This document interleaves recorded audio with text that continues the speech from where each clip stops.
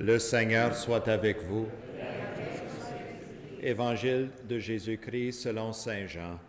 Gloire à toi, Seigneur. En ce temps-là, Jésus disait à ses disciples, « Si vous m'aimez, vous garderez mes commandements. Moi, je prierai le Père, et il vous donnera un autre défenseur, qui sera pour toujours avec vous. Si quelqu'un m'aime, il gardera ma parole. Mon Père l'aimera. Nous viendrons vers lui, et chez lui nous nous ferons une demeure.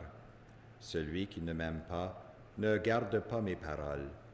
Or, la parole que vous entendez n'est pas de moi. Elle est du Père qui m'a envoyé.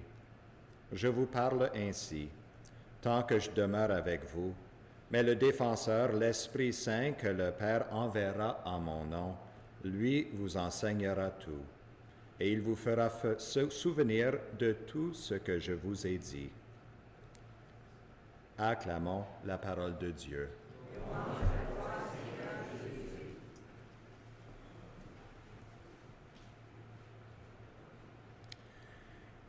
Il y avait une fois une grand-maman qui tout récemment a déménagé dans des nouveaux appartements. Et elle a invité ses petits-enfants à tour de rôle de venir la visiter et voir son nouveau appartement.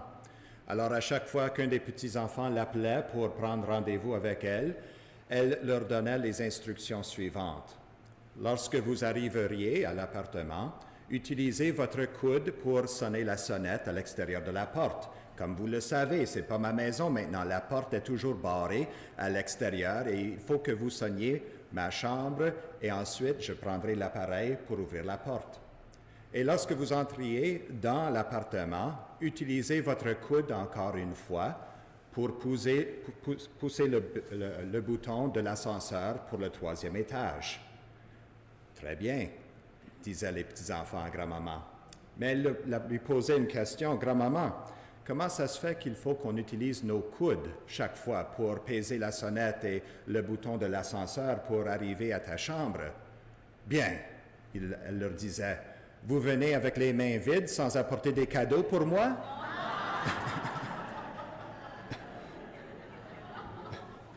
Les petits-enfants étaient un petit peu gênés après cela. L'Esprit Saint vient toujours les mains remplies avec des dons et des cadeaux pour nous. Il n'arrive jamais les mains vides, bien qu'il est esprit et n'a pas de main, mais c'est l'image et métaphore qu'on peut utiliser, que c'est toujours un don de soi que l'Esprit Saint offre à nous. C'est toujours des dons et des cadeaux pour nous aider dans la vie.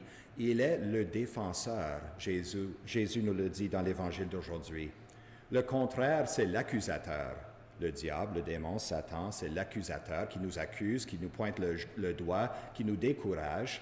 Mais le défenseur ou l'avocat est celui qui nous encourage, qui nous donne confiance, qui nous offre lui-même comme don et comme cadeau.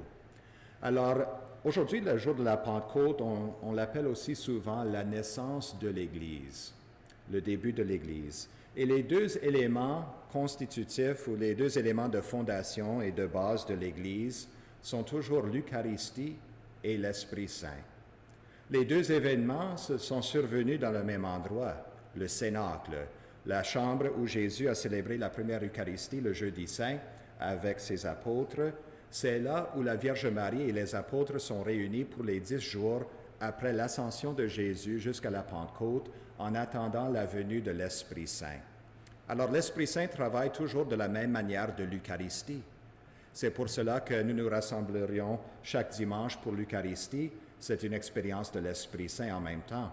Et chaque fois qu'on a une expérience de l'Esprit Saint, c'est le même rythme et la même liturgie d'un certain sens de l'Eucharistie.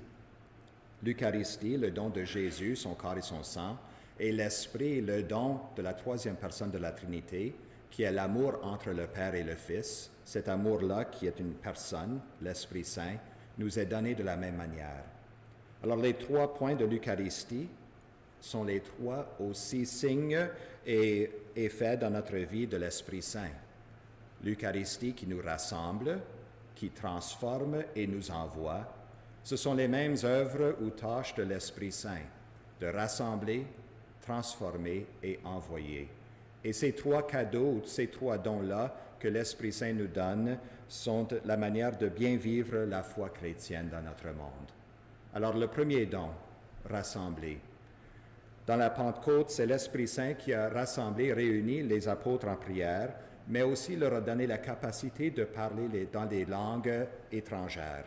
Tout le monde a compris la prédication de Saint Pierre après la Pentecôte.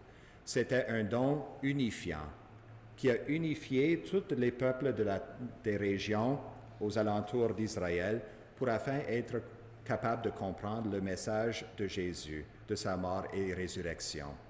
C'était le contraire, l'inverse du tour de Babel dans l'Ancien Testament, lorsque le peuple voulait construire un tour pour se faire reconnu et se faire des dieux, et par conséquence, la différence des langues a désuni les peuples. Il y avait la division. Alors l'Esprit Saint rassemble. Juste comme nous avons des chants d'entrée au début de l'Eucharistie qui nous rassemblent. Nous sommes tous et toutes appelés par nom pour être ici ce matin à célébrer l'Eucharistie. On avait plusieurs choix, d'autres choses à faire, n'est-ce pas? Mais pas moi, mais peut-être vous. Mais nous sommes appelés, c'est vraiment, déjà l'Esprit Saint travaille en nous lorsque nous avons le désir de venir et louer et célébrer le Seigneur. Il nous rassemble comme un seul peuple, une seule famille dans cette assemblée ici à Saint-Jérôme. C'est pour ça que nous sommes appelés des frères et sœurs dans le Christ, tout le temps dans l'Eucharistie, dans la liturgie. L'Esprit Saint nous forme dans une seule famille humaine, comme des frères et sœurs biologiques presque, mais par le don de l'Esprit. Ensuite, c'est le don de la transformation. Nous sommes dans l'Eucharistie transformés à plusieurs moyens et à plusieurs niveaux. Le prêtre, par son ordination, est transformé pour être capable d'agir dans la personne de Jésus et changer le pain et le vin dans le corps et le sang du Christ. Le peuple est changé. Lorsque nous débutons la célébration de l'Eucharistie, nous devenions le corps du Christ, rassemblés et unis. Et même les lecteurs et les lectrices, ça c'est un enseignement de notre foi qui n'est pas toujours bien connu. Mais lorsque les lecteurs et lectrices sont venus ce matin, ce n'était pas la voix de Gertrude et Anne que nous avons entendue, c'était la voix du Christ qui proclamait les paroles à nous à travers et en utilisant leur propre voix. Incroyable quand on y pense, n'est-ce pas? Alors, ça fait du bien parfois juste de fermer les yeux pendant les lectures et d'y penser que c'est maintenant juste pas quelqu'un qui me parle avec leur propre voix humaine, c'est le Christ qui me parle, qui m'interpelle, qui m'adresse moi-même à mon cœur, à ma vie personnelle. Et il emprunte la voix de quelqu'un d'autre pour accomplir cette tâche. Et finalement, après, nous sommes ensuite transformés, le pain et le vin, dans le corps et le sang du Christ. C'est le don-là de l'envoi. Alors, juste comme l'Esprit Saint a transformé les apôtres pour être capables d'être les grands missionnaires et partager l'Évangile, c'est l'envoi. Et le symbole de l'envoi, c'est le vent. Le vent qui a soufflé, qui était presque comme un signe qui poussait les apôtres pour aller en dehors du cénacle, de cette chambre où ils étaient réunis pour la prière, pour être capables d'avoir cette mission dans leur cœur, ce vent-là qui les poussait. Un feu qui rassemble, le feu qui nous rassemble, le feu de la Pentecôte, mais le feu de Dieu qui rassemble, ce n'est pas un feu qui détruit, ce n'est pas un feu qui consume, c'est un feu qui nous aide à être transformés et envoyés. Alors le souffle de Dieu qui nous envoie. Alors, cette semaine, pensons des manières que comment le Seigneur nous rassemble, nous transforme et nous envoie dans la mission chaque jour dans notre vie. Et nous ne sommes jamais seuls. Nous avons le don de l'Esprit Saint. Et le don de l'Esprit Saint, c'est le même Esprit qui a ressuscité Jésus d'entre les morts. C'est cela que nous avons entendu dans la deuxième lecture. Le même Esprit qui a ressuscité Jésus d'entre les morts habite en vous. C'est beaucoup de puissance, ça. L'Esprit qui est capable de ressusciter d'entre les morts. C'est le même Esprit qui nous est donné dans la confirmation et à la Pentecôte.